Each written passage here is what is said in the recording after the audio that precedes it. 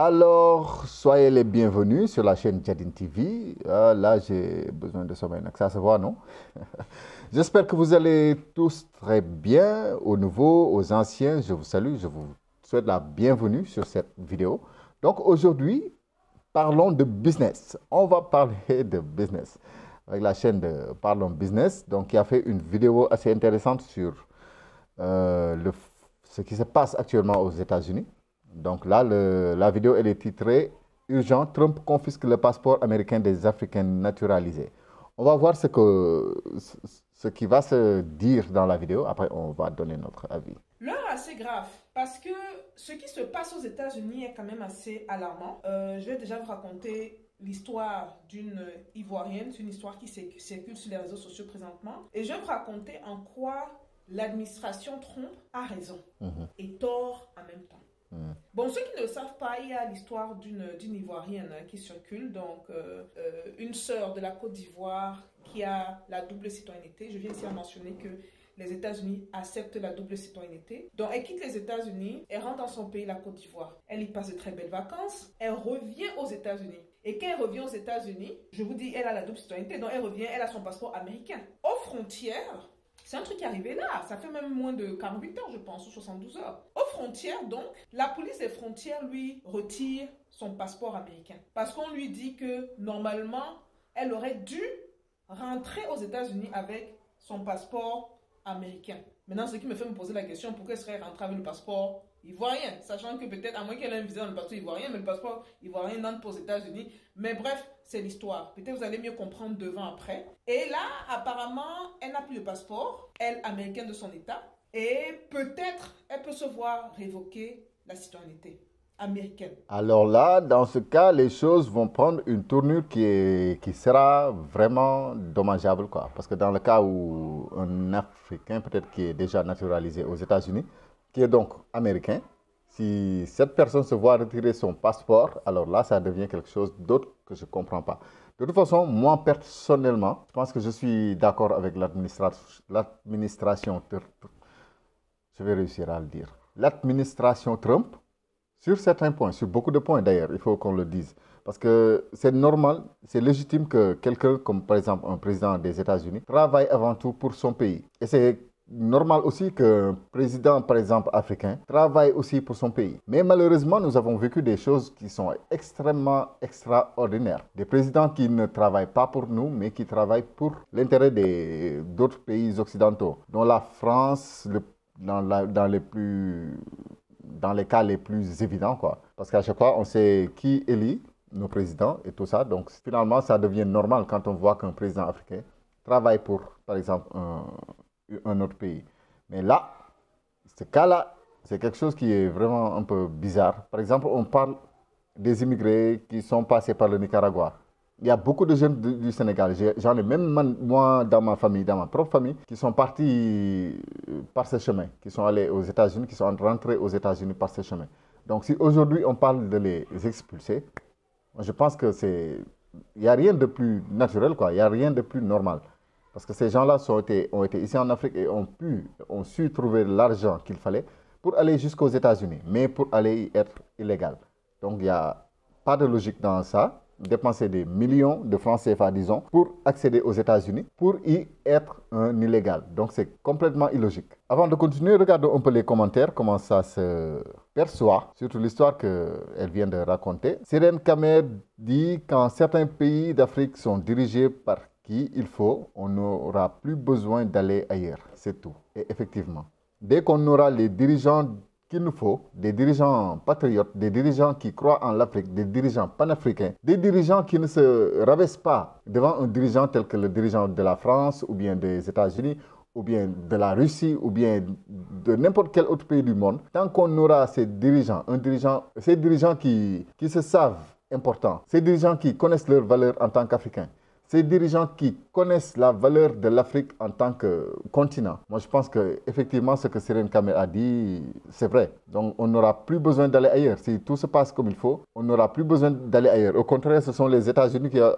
qui vont avoir besoin de venir en Afrique pour travailler, ou bien la France, ou bien un autre pays. De toute façon, ce sont les autres qui auront besoin de venir en Afrique pour travailler. Parce que c'est ça, naturellement, le cours des choses. Donc, ELK-PM. Pensons à construire notre continent africain avec beaucoup de sérieux et amour. C'est ça qu'il nous faut. Ça, ce sont des ingrédients qui vraiment peuvent faire la différence. Avec beaucoup de sérieux et d'amour. Ce sont les ingrédients qui peuvent réellement apporter un changement. Donc voilà, regardons les réponses qu'il a reçues. Et survivre, de la part de SN Sero. Et survivre. Je ne sais pas ce qu'il veut dire exactement. Donc Madeleine Messenge, c'est tout simplement que ça. Les Africains comprennent que nous avons des atouts. Nous avons tout. Arrêtons de compter sur les autres. L'Afrique est plus grande que les États-Unis. Réveillez-vous, réveillons-nous. Le passeport américain n'est pas le paradis. J'aime cet esprit que je vois désormais chez mes frères africains. C'est que maintenant, les gens de plus en plus ont conscience de leurs valeurs. Les gens de plus en plus se voient différemment par rapport à l'image qu'on nous avait donnée pour qu'on se voit dedans. Il a été créé une image de l'Afrique. On nous a tous appris à l'école, par exemple, que nos ancêtres n'ont rien foutu de bon, qu'ils se sont donnés aux Blancs parce qu'ils avaient, je ne sais pas, peur, parce qu'ils n'avaient pas de courage. Donc, ils se sont donnés aux Blancs qui les ont transportés aux États-Unis pour devenir des travailleurs sans salaire. Donc, vous voyez ce que je veux dire. Donc, voilà. Mais plus le temps passe maintenant, plus nous sommes conscients, plus cette jeunesse là aujourd'hui est consciente que la vraie valeur est en Afrique, que nous Africains avons de la valeur et c'est en réalité l'Afrique qui fait vivre le monde quand on y regarde bien. J'ai une autre histoire qui est parue dans une histoire très similaire qu'on m'a racontée et là je me suis dit mais est-ce que c'est qu'on cible les Africains ou est-ce que c'est juste du hasard? Vous savez que depuis que Trump est devenu président, il y a eu plus de 200 lois fédérales qui ont été introduites et le 200 lois fédérales c'était la première semaine. Cette vidéo est shootée, on est le 7, le 8 février aujourd'hui. Donc ça va faire un peu moins d'un mois que Trump est président. Et je sais déjà que même hier, quand je fais les nouvelles, il y a la porte-parole là, la dame blonde elle est sharp, cette femme-là, qui parlait encore de nouvelles lois qui sont en train d'entrer en vigueur aux États-Unis. Donc, depuis que Trump arrive au pouvoir, on doit avouer qu'il y a eu beaucoup de changements. Il vient avec cet esprit entrepreneurial et je vous ai toujours dit que les vrais entrepreneurs sont au niveau de la rapidité d'exécution. Ouais. Ceux qui sont en politique peut-être ne peuvent pas comprendre, mais quand quelqu'un est entrepreneur ou se nomme entrepreneur, ce n'est pas juste question d'avoir une idée ou quoi que ce soit, c'est implémenter l'idée. Même c'est que ça veut dire que vous allez échouer, mais vous échouez rapidement, vous vous relevez, vous continuez. Oui. C'est ça la différence entre les vrais entrepreneurs et les débrouillards ou ceux qui font la balade dans l'entrepreneuriat. Et c'est ce qu'on voit clairement arriver dans l'administration Trump. À travers ces lois-là, il y a eu beaucoup de lois polémiques qui ont été passées, dont entre autres le DEI, c'est Diversity, Equality et Intégrité, qui cible surtout les minorités, les femmes et les personnes handicapées, qui étaient retirées. Il y a eu le fait que plusieurs agents fédéraux ont vu leur emploi, ont perdu leur emploi. Hein. On leur a donné la possibilité soit de resign, donc de déposer leur demande de quitter l'emploi, soit de rester, de perdre l'emploi. En tout cas, le plus important, c'est que nous, Africains, comprenions tout ce qui se passe. Le plus important, c'est que nous prenions des leçons sur ce qui se passe dans le monde. Parce que c'est comme Ousmane Sonko disait, quand on dépend de quelqu'un d'autre et que celui-ci, du jour au lendemain, coupe les aides, comme ce qui se passe avec l'administration Trump, les aides aux pays étrangers, il a tout arrêté. Et aujourd'hui, nous allons nous rendre compte que en réalité, nous vivions du poisson de l'autre, mais que nous n'avons jamais réellement appris à pêcher. Mais la question qui se pose est, est-ce que réellement nous avons, ou bien nous voulons savoir comment faire pour pêcher? Donc c'est juste une image. Mais ce que je veux dire, c'est qu'à chaque fois qu'on dépend de quelqu'un d'autre, nous vivons à son bon vouloir. Nous vivons accrochés à ses, je ne sais même pas quoi dire. Donc à chaque fois que lui veut se détacher, c'est nous qui perdons. Donc il est réellement temps aujourd'hui que les Africains sachent qui ils sont réellement. Il est vraiment temps qu'aujourd'hui l'Africain ait confiance en lui-même. Il est temps qu'on ne voit plus un passeport, disons peut-être américain ou autre, comme le Saint Graal, comme un trophée qu'il faut avoir, sinon on ne peut pas vivre. Donc il est temps aujourd'hui que l'Afrique se fasse par les Africains. Ce que je veux dire, c'est qu'il est temps maintenant qu'on prenne conscience du réel impact que l'Afrique a dans le monde. Que chacun d'entre nous prenne conscience de sa vraie valeur. Nous sommes tous, souvent, je veux dire, certains d'entre nous sont prêts à se rabaisser à un tel niveau juste pour accéder juste pour ne serait-ce que mettre les pieds, par exemple, dans un pays comme les États-Unis. Alors que les efforts qu'on fournit pour accéder à ce genre de pays, si on fournissait les mêmes efforts pour développer nos pays, mais ça se passerait rapidement. En moins de 15 ans, on avancerait d'un bond de géant. Mais sommes-nous prêts réellement à faire ce sacrifice? Le sacrifice qui consiste à dire que à savoir avant tout que l'autre ne vaut pas mieux que moi. Donc ce n'est plus à moi d'aller quémander quoi que ce soit chez l'autre, mais c'est à moi de construire ma propre richesse. Même si au début c'est difficile, on peut déjà savoir qu'on a déjà une certaine avance. Parce que là où nous en sommes en tant que continent, quand on parle de développement et de tout ça, là où nous en sommes aujourd'hui en 2024, quand les Européens ou bien les Américains par exemple étaient au même stade, ils n'avaient pas ce que nous avons aujourd'hui. La possibilité de communiquer directement, la possibilité je peux rester ici au Sénégal, à Dakar, faire ma vidéo, mais je ne sais pas où va aller la vidéo. Peut-être que seulement les gens qui sont au Sénégal, il y a que les gens peut-être au Sénégal qui me regardent, mais peut-être qu'il y en a d'autres qui sont dans d'autres pays. Donc peut-être même que cette vidéo peut arriver quelque part dans un coin du Burkina Faso, dans un coin de la Côte d'Ivoire, ou peu importe, partout en Afrique. Là où la personne qui regarde parle français, je sais qu'elle peut recevoir cette vidéo. Donc c'est ça le plus qu'on a par rapport à tous ces pays développés quand ils étaient au même niveau que nous aujourd'hui. Parce que même les États-Unis est passé par certains stades. On ne peut pas directement partir du rez-de-chaussée pour arriver au 10e étage en un claquement de doigts. Ça, c'est pas possible. Il faut passer par le premier, le deuxième, le troisième, le quatrième, 5, 6, 7, 8, 9 pour arriver au 10e étage. Donc l'Amérique elle-même a vécu ses temps, l'Europe elle-même a vécu ses temps. Et maintenant, il faut que nous sachions que nous, Africains, qu'on sache qu'on a un plus. Nous avons le savoir, nous avons l'intelligence, nous avons les outils qui nous permettent de communiquer. Donc déjà ça résume plein de choses. Ça résume beaucoup de choses sur le chemin qu'on doit prendre, sur la façon dont on doit se voir et la façon dont on doit voir nos prochains, c'est-à-dire nos frères africains. En tant que Sénégalais, je ne vais pas me permettre, par exemple, de dénigrer un autre frère africain qui essaie de s'en sortir. Non, je vais le soutenir jusqu'à ce qu'il s'en sorte. Et ensemble, on va devoir créer quelque chose qui consistera à faire développer, à faire décoller l'Afrique. Et c'est exactement ça l'objectif. Donc, et aussi, ceux dans l'État de New York sauront exactement de qui je parle, de Cortez, la députée démocrate, qui disait justement que l'accident qu'il y a eu à Washington la semaine passée n'est pas juste une erreur, une petite erreur, on va dire. C'est dû au fait qu'il y a plusieurs agents fédéraux de l'aéroport qui ont dû abandonner leur emploi, surtout sachant que la demande d'emploi est très élevée dans ce milieu-là à l'aéroport. Donc déjà, ils n'avaient pas assez de gens, mais on demande en plus que les gens abandonnent ou déposent leur démission. Bon, il y a eu tout ce tralala là et ça continue. Hein. ne vous dites pas que ça va arrêter, ça continue. Nous, on est des observateurs assez muets, mais je pense que l'histoire, au-delà de tout, va faire ses preuves. Il y a encore une autre polémique qui a éclaté la semaine passée, même pas la semaine passée, de quoi je parle, c'est éclaté mercredi. Je vais faire une vidéo détaillée dessus parce que c'est assez grave. Je suis assez neutre comme parlant de politique, mais j'observe beaucoup également. Mais une sortie de Trump qui a quand même un peu choqué le monde. Et puis là, récemment, on a ça qui arrive.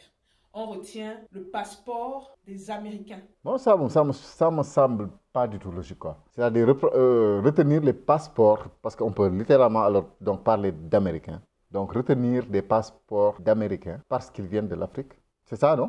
Ou bien? Parce que voilà pourquoi je dis qu'il n'y a pas de logique. Je ne vois pas la logique dedans. Je ne vois aucune logique dans ça. Pourquoi est-ce qu'ils retiendraient les passeports américains? Parce que même si la personne est d'origine africaine, si elle arrive aux États-Unis avec son passeport américain, c'est un Américain qui arrive sur le sol américain. Donc ça me semble un peu illogique, quoi, le fait qu'ils doivent retenir les passeports américains. Donc, est-ce que cela voudra dire que c'est une question de couleur de peau ou bien juste une question d'origine? Parce que si c'est une question de couleur de peau, je pense que tous les blacks américains sont vraiment assis sur une coquille d'œuf. Alors, donc ça doit être ça. Tous ceux qui sont aux États-Unis actuellement, africains, natifs ou américains par légalisation, je dirais, sont tous alors là sur le qui-vive. Donc, rien n'est sûr. Parce que moi, je peux comprendre, je le dis et je le répète, je peux comprendre qu'une personne quitte l'Afrique, dépense des millions pour arriver en Amérique, passe par le Nicaragua, par la jungle, par toutes ces voies-là où il peut même perdre la vie, et qu'il aille aux États-Unis, qu'il entre aux États-Unis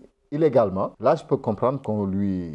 même si on l'expulse, c'est compréhensible. Mais je ne pourrais pas comprendre le fait qu'on ait juste besoin de retirer les passeports d'Américains. Hein? Parce que dans ce cas, ce sont des Américains. Moi, personnellement, j'ai un proche à moi qui est né africain, mais qui est actuellement américain. Donc, lui aussi doit craindre de se faire reprendre son passeport ou bien... Parce que c'est ça qui est illogique, un peu illogique pour moi. Mais vous êtes américain, ça veut dire que vous avez un passeport américain. d'après la loi, vous êtes américain au même titre que le gars qui est né, qui a grandi ici. Bon, on a donc retiré le passeport de la sœur. Qu'est-ce que la loi dit par rapport à ça? Et c'est là où cette information sera importante parce que je connais, la plupart même des Africains que je connais ici sont déjà américains. Donc prenez cette vidéo et passez-les autour. Vous avez un membre de famille qui est aux États-Unis, envoyez-leur la vidéo si c'est très important qu'ils sachent ce qui se passe. La loi dit, premièrement, déjà la loi reconnaît la double citoyenneté. La loi américaine reconnaît la double citoyenneté. Donc si vous avez 3 passeports, 4 passeports, 5 passeports, il n'y a pas de problème. Mais la loi américaine est très claire. Elle dit ceci. En tant qu'Américain, citoyen américain, vous devez sortir des États-Unis avec votre passeport et vous devez revenir aux États-Unis avec votre passeport. Aussi simple que ça. Si donc vous êtes citoyen américain et vous êtes d'origine, on va prendre quel pays, togolaise. Vous voulez aller d'abord en France. Donc vous sortez avec votre passeport américain. Vous allez en France. Puis ensuite, vous voulez aller au Togo. Du Togo, maintenant de la France, vous allez au Togo. Vous pouvez utiliser votre passeport français. C'est à vous de voir. Maintenant, vous avez un visa ou pas du tout. Je ne sais pas si les Français peuvent prendre le visa à l'arrivée ou est-ce qu'ils peuvent voyager sans truc, que sais-je. Mais vous pouvez utiliser l'un des 2 passeports. Je vais vous expliquer pourquoi après. Vous arrivez au Togo. Après avoir visité la France, vous rentrez dans votre pays d'origine. Vous voulez visiter, ou vous visitez la Côte d'Ivoire, vous visitez le Cameroun, que sais-je. Quand maintenant vous quittez votre pays d'origine pour revenir aux États-Unis, vous devez utiliser le passeport américain. La loi dit ceci, c'est la loi fédérale. Quand vous êtes citoyen américain, vous devez quitter le territoire avec votre passeport américain. Et vous devez revenir sur le territoire avec le passeport américain. Maintenant, ce qui se passe dehors là-bas, et c'est là où il faut faire attention à ce que je vous dis. Ce qui se passe dehors, ça ne ressort pas du pouvoir américain parce que la juridiction s'arrête et commence aux États-Unis.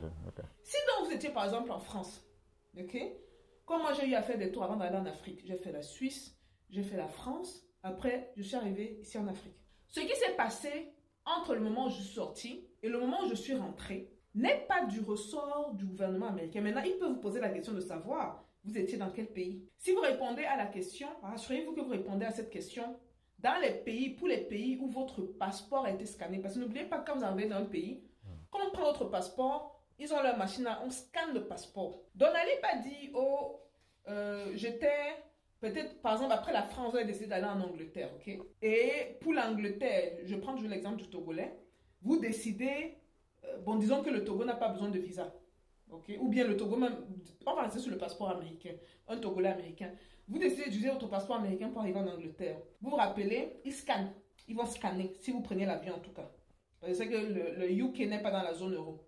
Ils vont scanner votre passeport pour que vous entrez. Et quand ils scannent votre passeport, l'État américain a possiblement l'information. Je dis possiblement parce que plusieurs sources ont eu à dire plusieurs fois que chaque fois qu'on scanne les passeports américains, les Américains étant parano ont les yeux portés sur leurs citoyens. Surtout pour la protection de leurs citoyens. Donc, quand vous rentrez là, vous avez fait France, n'est-ce pas? J'ai rajouté l'Angleterre, vous faites le Togo. Maintenant, vous prenez l'avion retour pour rentrer à Chicago ou que sais-je où vous vivez. Et que l'agent vous demande, vous étiez dans quel pays? Ne dites pas juste que vous étiez en France. Parce qu'ils auront supposément vu le pays où vous avez scanné, votre passeport était scanné, les UK. Donc, chaque fois où vous utilisez le passeport américain et que vous revenez à la frontière, au niveau de la frontière américaine, où vous posez cette question, répondez en fonction de où votre passeport a été scanné. Ils n'ont pas le droit de vous demander de n'utiliser que votre passeport américain quand vous sortez. Ça, ils n'ont pas le droit. Ils peuvent vous dire, mais ils n'ont pas le droit. Parce que n'oublions pas que l'avantage d'avoir plusieurs nationalités, c'est seulement le fait qu'on veut éviter, par exemple, de payer des frais de visa. Il faut que j'arrête parce que vraiment, ce qu'elle dit est tellement intéressant que je n'arrive pas à mettre pause sur la vidéo. Donc, si je comprends bien, il peut y avoir aussi des petits soucis comme du genre. Donc, voilà. Alors, peut-être que l'histoire avec la femme qu'elle a racontée dès le début, peut-être que ça, c'est quelque chose qui s'est passé dans ce genre de cas. Donc, on ne sait pas réellement alors ce qui s'est passé. Mais est-ce qu'on peut généraliser et se mettre sur le qui-vive au cas où et attendre au cas où? Donc, est-ce que vous, les Africains qui êtes actuellement aux États-Unis, êtes-vous rassurés? Bon, si vous êtes illégal, je ne pense pas que je vous pose la question parce que vous n'êtes vraiment pas à être rassuré. Je suis vraiment désolé, quoi, mais je n'arrive pas à comprendre comment est-ce qu'une personne peut être en Afrique, malgré toutes les difficultés africaines, malgré la pauvreté, malgré toutes ces... Vraiment... Et que cette personne arrive à faire autant d'argent pour ensuite aller prendre une pirogue pour aller en Espagne, comme on le voit souvent ici au Sénégal, ou prendre son avion, aller au Nicaragua pour passer dans la jungle, pour accéder aux États-Unis en payant en route des millions, en payant en tout cas une grosse somme d'argent. Donc moi, je ne peux pas comprendre ça exactement, parce que je pense que ce sont les gens, ces gens-là qui sont prêts à tout pour aller dans des pays comme les États-Unis ou en Europe. Ces gens-là sont des gens qui réellement peuvent faire la différence. Mais au lieu de dépenser toute cette énergie pour aller ailleurs, pourquoi ne pas dépenser cette énergie ici chez nous? Et si on le fait, est-ce qu'on ne sera pas plus respecté? Est-ce qu'on ne sera pas mieux loti chez nous? Donc c'est ça la question que je veux poser, la question que je vous pose à tous, la question que je me pose à moi-même. Donc répondez-moi, peu importe qui vous êtes, peu importe si vous êtes chez vous, ici en Afrique, ou si vous avez dépensé de l'argent et de l'énergie pour aller aux États-Unis, ou en Espagne, ou je ne sais quel autre pays, en tout cas que vous êtes allé là-bas dans une façon illégale. Je ne parle pas de ceux qui passent par le chemin légal et qui se retrouvent finalement aux États-Unis ou en France ou ailleurs, parce que l'homme est naturellement fait pour se déplacer. Donc ces gens-là qui passent par les voies légales, je ne parle pas d'eux, mais je parle de ceux qui sont prêts à donner leur vie, à prendre les risques. Par exemple, en Wolof, on dit ici Barça ou Barzak. Barzak, c'est là où on va après la mort. Donc ils disent qu'ils sont prêts à aller à la mort, sinon à Barcelone. Donc Barça, Barcelone ou Barzak. Voilà Barzak, l'au-delà. Soit Barcelone, soit l'au-delà. Des gens qui sont arrivés à ce stade. Et ce ne sont pas les gens les plus pauvres du pays. Ce sont les gens qui sont capables de faire ne serait-ce que 300 000 francs qu'ils donnent aux passeurs. Vous voyez ce que je veux dire? Donc ce ne sont pas du tout les gens les plus pauvres de ce pays qui font ça. Donc je demande à ces gens-là qui ont réussi même à sortir, surtout ceux qui sont allés aux États-Unis, comment est-ce que vous vous sentez aujourd'hui? Comment est-ce que vous vous sentez? Ne pensez-vous pas que ce soit déjà une perte de temps énorme, une perte d'énergie énorme pour arriver dans un pays qui peut t'expulser du jour au lendemain maintenant? Donc ça, c'est une question que je pose. Je vous demande de me répondre dans les commentaires. Je pense que je vais arrêter la vidéo aussi. Je ne veux pas qu'elle soit trop longue, mais vous pouvez aller regarder cette vidéo sur la chaîne de Parlons Business. Le titre, vous voyez le titre. Urgent, Trump confisque le passeport américain des Africains naturalisés. Donc après, voilà. Donnez-moi vos avis en commentaire et je vous donne rendez-vous dans une prochaine vidéo. Merci.